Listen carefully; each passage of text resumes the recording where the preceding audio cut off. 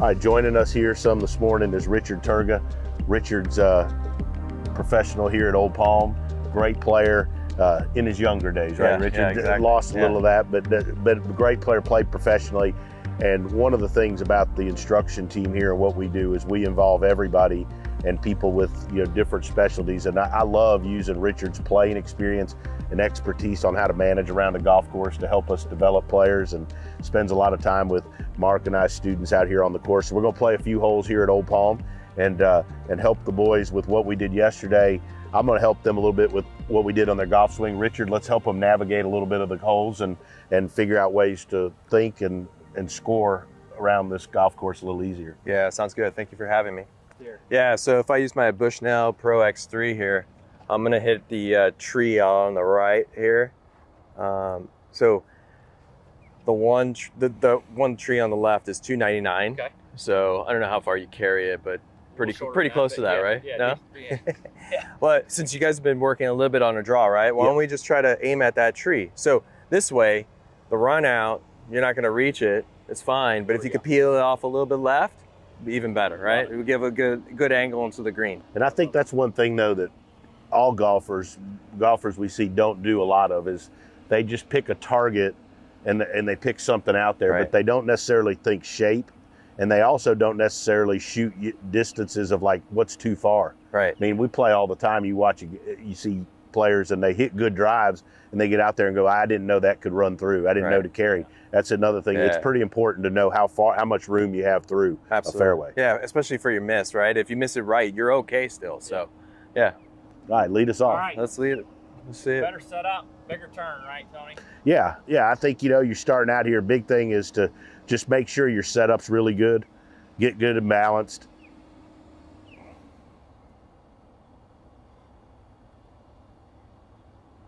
Look okay? Mm-hmm. So that would be pretty much as you drew it. Started a fraction right of that tree, drew back to it, so you're going to be in good shape. Perfect. Why don't you carry there? First swing of the day. Let's see what we're looking at. Yeah, so 289 carry. Spins a lot there. Little spinny. I did catch it back in the hill a little bit, but again, first swing of the day, pretty happy with that one. Yeah. He's find it. That one thing I would encourage you to, if you're going to make a rehearsal or a practice swing, and like you're working on the feel of turning yesterday, what we did with Kolby, like I would do that back here. Folks will get beside the ball and they're working on whatever they're working on. But I think whatever you're trying to rehearse should be kind of back here. And then once you kind of start in here, that's where Richard takes over. That's everything kind of picturing the shot you're trying to hit and be much more target oriented. I think that's a good lesson for folks. Pre-shot routine for sure. Mm-hmm. Yeah. I think when we set him up for his target, we also got to understand the expectations of where the miss could be. Right. Where's your miss usually? Slice. It'll be far off right. Mm-hmm. Okay. So obviously, again, I mean, I think that same line where the tree is, because if you slice it a little bit, you're going to be okay. Because we have the trees on the left, and so we can't start it that far left. We're going to crash into the trees. Wouldn't even mind him moving more to this side of the tee box. Mm-hmm. Because I think where you set up on the tee box can help you a good bit. From here with his slice, to me, that tree's overhanging there, and he's going to want to probably get going more that way. Whereas if we get him over this way and he's got a little more room on the left, open up the left it opens up a little. And I mean, I think as much as anything, give him a little more freedom. Yep. Sure. So let's just move the Launch Pro over, which again, I think is one of the reasons we use it so much on the golf course with students, is because it's so portable though, right? There's really no setup to it.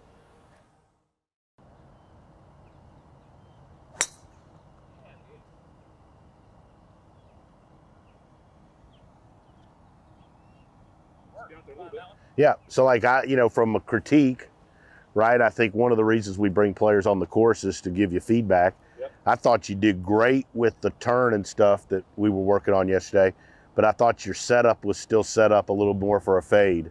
Like if you look at that down the line video of that later, you're gonna see that your feet and your shoulders were a little more aimed to the left, and I think that promotes the fade. But some of that's also getting comfortable out here. I mean, you've got water to the right and a bunker to the right. You setting up that way is probably not going to be crazy comfortable right now. So, it's just something we learned. But I think that's good feedback for you as we're going on. For sure. Yeah, for sure. Yeah.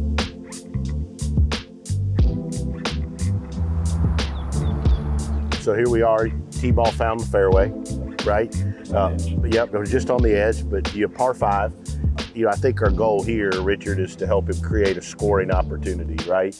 Obviously, want to go ahead and shoot the flag. Absolutely. You know, I think that's the first thing you want to do is know how far you have to the flag. So I'll use my Pro X3 again. So the 282. One thing I do like about this, it has the slope addition on it. Yeah. So it's only 1 degree. So we're in Florida. Yeah. It's pretty flat here. I think it's easier to hit like a 100-yard shot rather than like getting it up there and having 20 yards away or 30 yards away. As you continue to improve, you want to know what, like, how far do you hit a stock pitching wedge, sand wedge, or gap wedge, right? And so whichever one of those is your favorite, and how far that is, I think you want to try to leave in that neighborhood, right? And so I think that's why we stress so much, and in some of the stuff people are going to see is knowing how far you hit and carry things, because this becomes important as you start learning to navigate your way around the golf course. 280 or whatever, 160-yard shot with what is less intimidating to me than trying to force something up down that side. Down there. Yeah, I agree. So that would be 160 for me. It's probably going to be a 6-iron. So perfect. We can take that out. Perfect. And then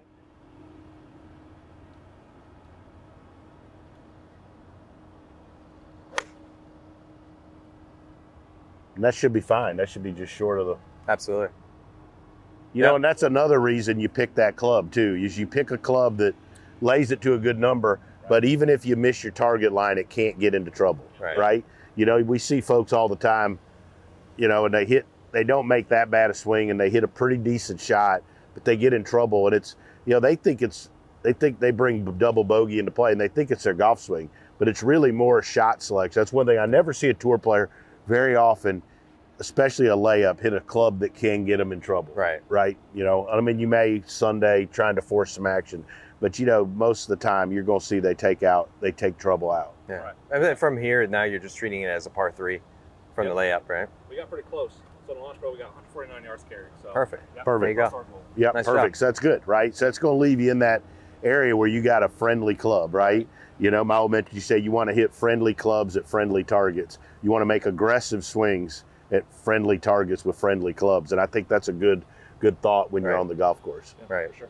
You hit a bomb out of the gate. You hit a bomb. This is a huge drive. I'm as shocked as anybody, I promise. No. But, you know, I think the one thing though, you know, look, you executed what you were trying to do. Yeah. Right. So you know, you take a lot from that, and when you have length and you have a par 5 like this and you execute, it creates an opportunity. So we got a great birdie opportunity here. You know, I think the thing here, trouble's right. Yeah. Right. So you want to understand, you tend to hit a draw. You know, I think your goal here is, did you shoot the yardage? I did. So I got 174. One of the cool things about Old Palm, this practice facility, they've got 2 flag sticks that you can play to. The right one looks a little bit harder, so let's go there. Yeah, green. Yeah, so it's just over where I can see. So I shot just right at where the flag looks like, and it's about a 166 carry, and then 174 flag. So 170 is your number, right? You got to carry at 170. I think you want to look at where the trouble is. Okay, so to me, if you go at something hard here, there's a chance it could spin up. Exactly. Right, and it could hang. Whereas if you take the longer club, generally somebody taking off of it, if they're going to miss, it's going to be a little pull, which matches more where the room is here. So if I'm you, I take the longer club, try to take a little something off of it, I like it. And then the miss is generally going to tend to work away from the trouble. Yeah, perfect. Right, and so I think if you could do it by just choking down on the club and making an aggressive swing, that's by far the best option. Yeah, love it.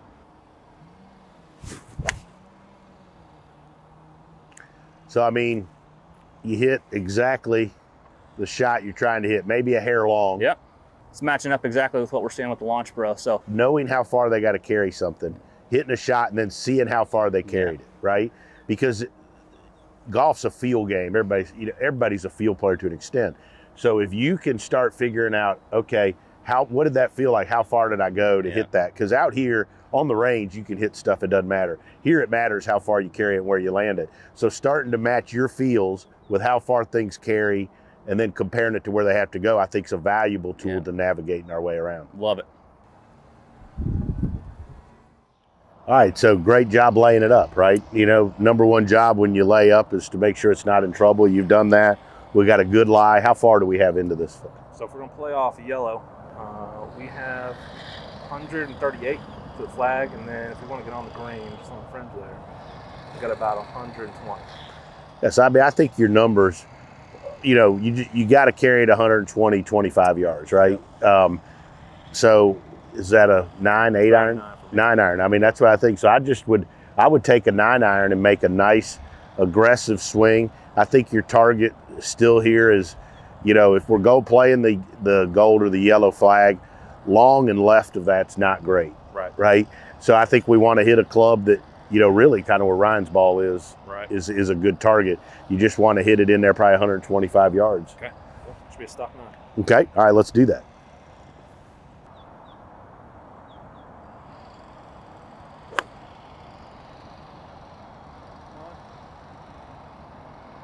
So, I mean, obviously not a great shot, right? Nope. But you had a good aim. Yep. You're aimed for the crack, and you're still in play.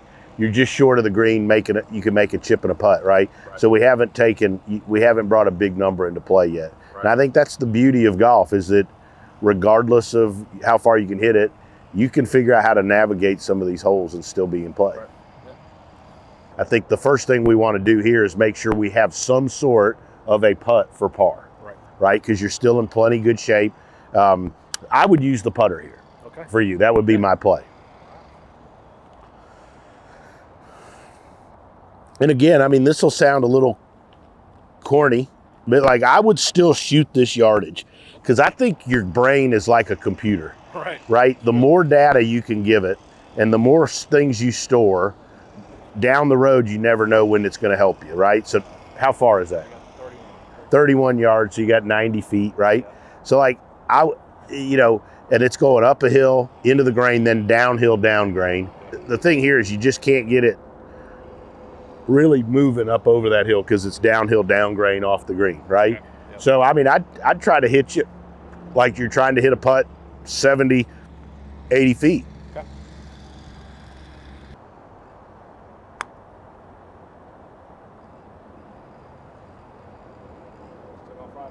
Took off. So look, that's where you fire the caddy, right? Like me, right? I gave you a bat. That thing went we got it started a little more right, but it really fed right.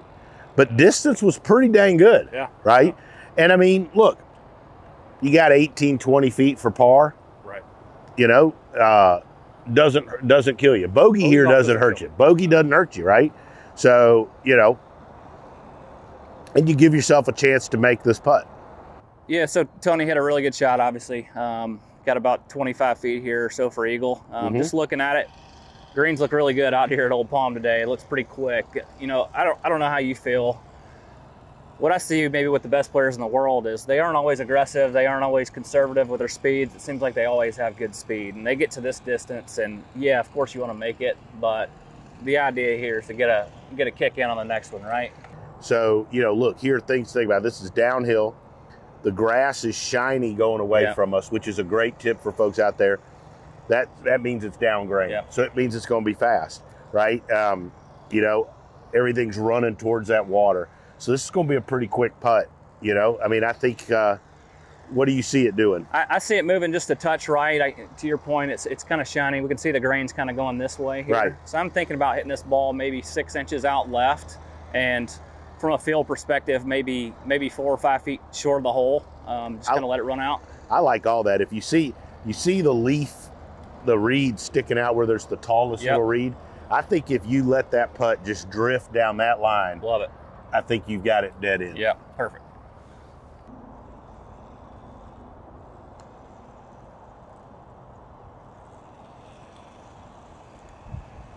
Wonderful putt. Yeah, so a touch right of where you wanted me to hit it, but happy with that speed, right? Yeah, I think that's great, right? Good. When you're putting, like, and you made practice putts, you made just practice strokes kind of like that, right? That's not a real stroke, right? I think you'd be better off to get in there and to make a real stroke and hold your finish that replicates the type of putt you're trying to hit. Really rehearse it.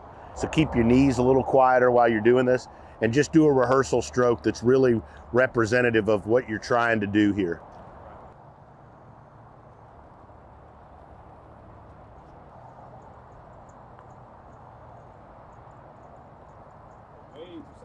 Just didn't hit it hard enough, right?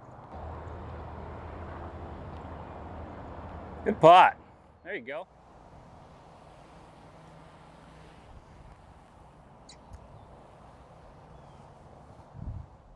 All right, short par 4.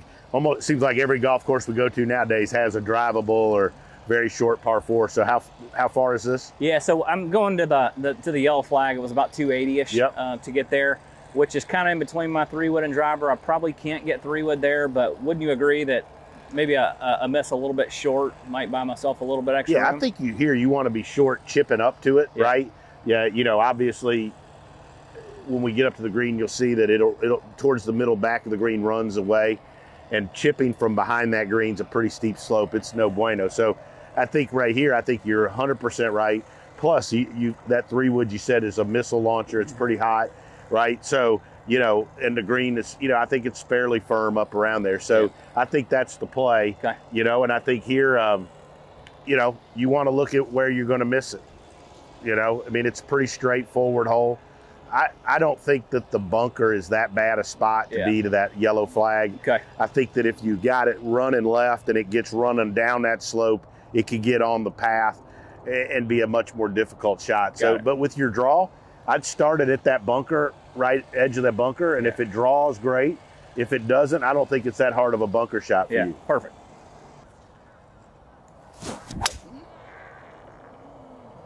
Absolutely perfect. You know, right where we said, you know, didn't draw quite as much. You know, and I think also this is a good lesson for you is as your golf swing gets better and the rotation improves, the ball's going to curve less. Because the club face is going to be more stable. So I think you're going to find as you continue to improve that some of your target lines will tighten. The lines will tighten up. You don't have to play for it slinging and spinning like it used to. Yeah, it's a good right? point. I mean, that was beautiful. Yeah, good. Well done.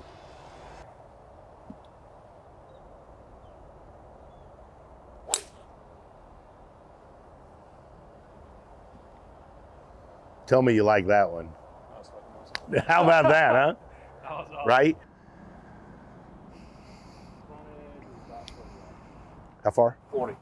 So, I mean, I think you're just trying to pitch this thing 40, 42 yards with that and let it just, you know, I always talk about it, just let it scamper up there, you know? I mean, look, this is similar like the other we said we want to get a par putt, right? If we get a birdie putt here, we're ahead of the game. Right.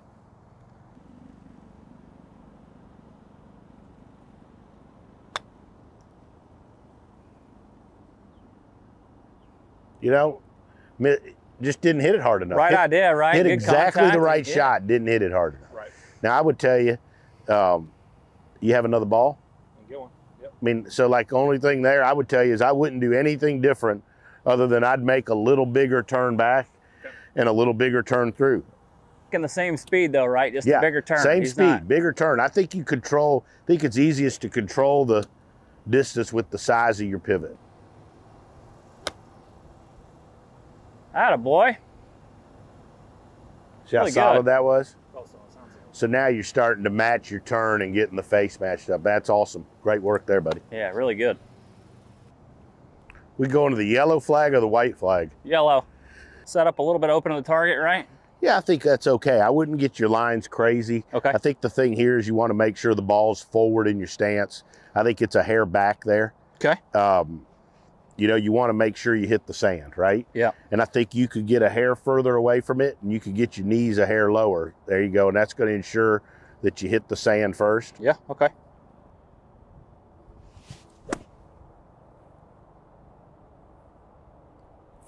So you almost hold it, right? Pretty dang good bunker shot, right? Yeah. It landed within a foot of our target. And I mean, you can hear the sound. Yeah. Folks listening at home hear that sound. That's what a bunker shot's supposed to sound like. So I think, you know, look, I'm a big setup guy, but bunker shots, so much of it are all setup. Yeah. Right? Getting set up to hit that shot. If you get the ball too far back, you're too close to it, you're probably going to catch a little too much ball. You got to get a little further away, ball up, lower your knees. You can even lower your hands. It lets it come out a little softer. Yeah, I love it. Well, that was Awesome. beautiful. Yeah, Good thank work you. there, Appreciate buddy. it.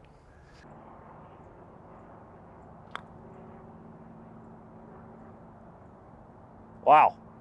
You know, it ran a little further. I thought it was going to be really close. You know, you ran it 6-8 feet by, but I think that's a pretty good shot. Yep. You know. For sure.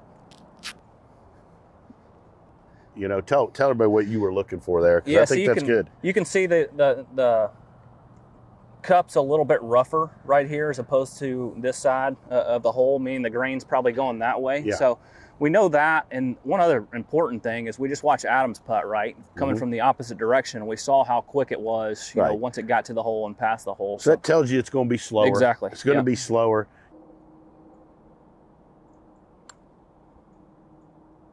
Oh, I thought I made it. Just a touch too much speed, Tony. You know, that's one of those, you hit a good putt, you hit it at the line you want, you just didn't make it, right? That's right. And it's one thing, you know, PGA Tour players, what's their percentage from 10 feet? Everybody thinks they make half of them or 60% of them, and it's nowhere close to that, right? You know, I should know this because I teach tour players, but it's, you know, the 50% mark is somewhere like around 6 feet, 7 feet. It's crazy. Right? So like, you know, they're making 30% or less their putts. So all you can do is keep hitting good, solid putts. That's exactly right.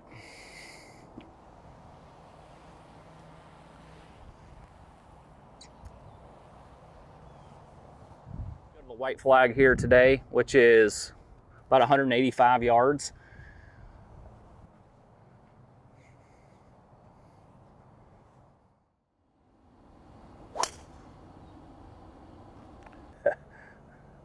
Pretty good. We'll take it. Right? Touch left of our target, but that's why you started right of it. Yeah. You know, just over curved a hair. Yeah. We talked about yesterday to fix the over curve, you got to rotate more going through, gets the path a little less into out. But you know what caused it. Yep. Right. Adam, I think we're going to move a little bit more over here. I think it creates a little bit more of an angle for your shot shaped straight in at it. You know, so I loved what those pitch shots, that wedge shot you hit out there, right? You monitoring where the back of the left wrist is to monitor the face being square, and then just that nice pivot motion you made where you really turned through. I think if you could, you know, really capture that feel for this shot, show me where impact's going to be. Show me what that face and that wrist is going to be like, right? Right, so it's going to be more, yeah, and I think you could overdo it a hair, right? Right, because you like to be so much this way, right? So I think you overdoing that feeling's okay in your rehearsal.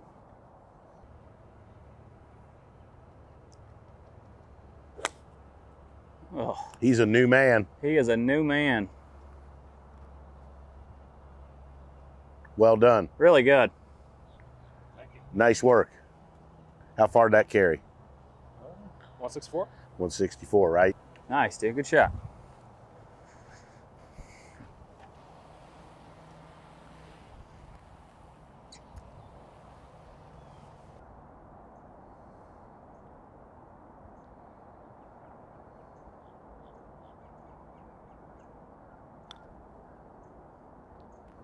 Just didn't hit it hard enough, right? Yeah.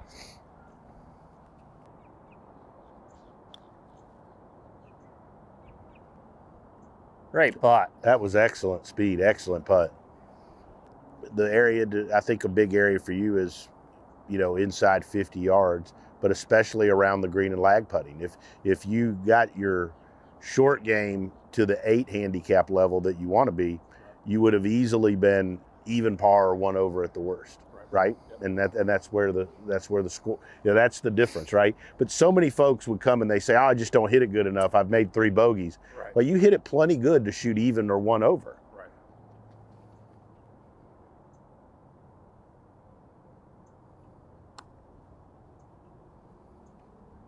Just didn't move. Just didn't move quite like I thought, but Didn't again, move. to your point, I think you had that little divot there. I think subconsciously you played a little bit higher of it. Yeah. You know, but I mean, you hit a good putt. Yeah. Right. And you know, golf's about giving yourself chances. Yeah, for sure. Right. And opportunities, and then trying to take advantage of those opportunities. And you know, so you shot 1 under, and we talked out there on the first hole. You take care of your par 5s, and you manage the hard long par 4s, and you give yourself opportunities on the short par 4s. And then you don't do anything crazy on the par 3s, you're going to be under par. Yeah. And for you, that's going to get you in a US Am. That's going to get you in a Mid Am. It's going to get you to be a plus, right? And that's where we're trying to go. Yeah, I love it.